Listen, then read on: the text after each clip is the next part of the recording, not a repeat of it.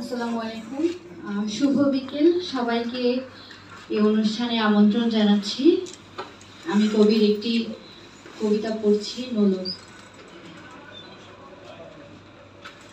আমার মায়ের সোনার নোলক হারিয়ে গেল শেষে, হেথায় খুঁজি হোথায় খুঁজি সারা বাংলাদেশে। নদীর কাছে গিয়েছিলেন, আছে তোমার কাছে? হাত দিও না, আমার শরীর ভরা বোয়াল মাছে। বলল কেঁদে তিতাস নদী, হরিণ বেড়ের বাঁকে। সাদা পালক বকরা যেথায় পাখ ছড়িয়ে থাকে।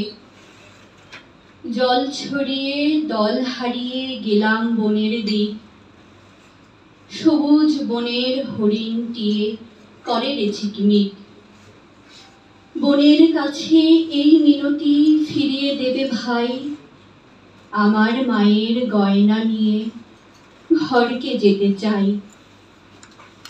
কোথায় পাবো তোমার মায়ের হারিয়ে যাওয়া ধন? আমরা তো সব পাখ পাখালি বনের সাধারণ। সবুজ চুলে ফুল পড়েছি নোলক পরিণত।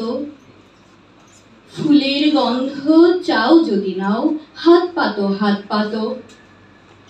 বলে পাহাড় দেখায় তাহার আহার ভরা বুক।